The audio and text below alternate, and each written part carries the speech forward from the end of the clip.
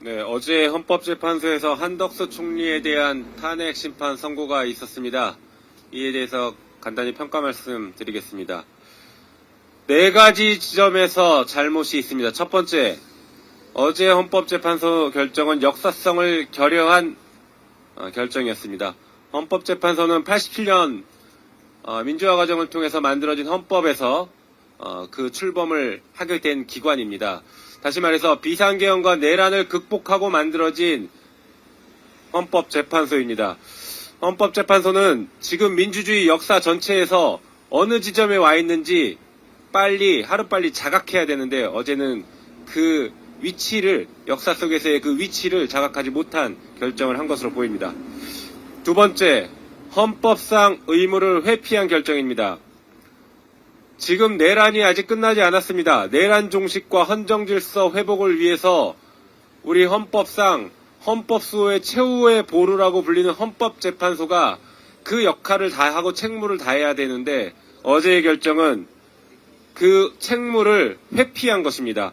게다가 국민이 일상으로 회복하도록 하는 헌법상의 책무를 지고 있는 기관으로서도 책무를 다하지 못했습니다.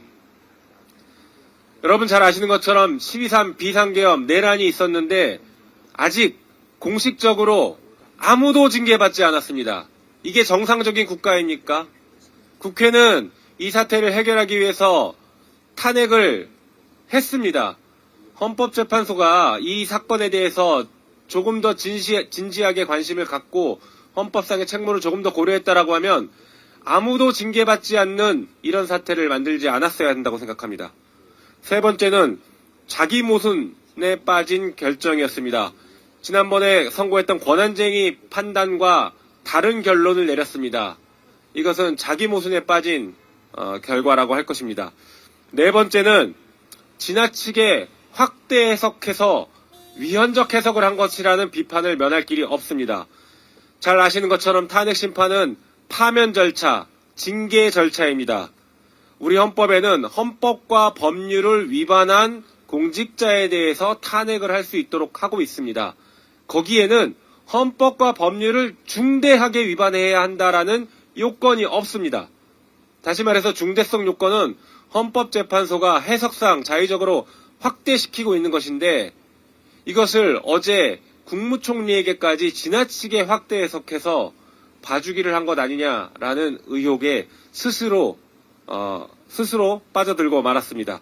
한편 파면을 하는 그리고 징계를 하는 사건이라면 하루를 미임명을 했던 1시간을 미임명했던 고의로 마은혁 재판관을 미임명했으면 그것 자체가 불법이고 그것 자체가 파면 사유가 되는 것입니다. 어제 헌재 결정은 이를 외면한 매우 안타까운 결정입니다. 그럼에도 불구하고 어제 헌법재판소 결정을 한 줄로 요약하자면 이것입니다. 마은혁 재판관을 당장 임명하라. 이것이 어제 헌법재판소 결정의 한 줄 요약이고 분명한 메시지였습니다.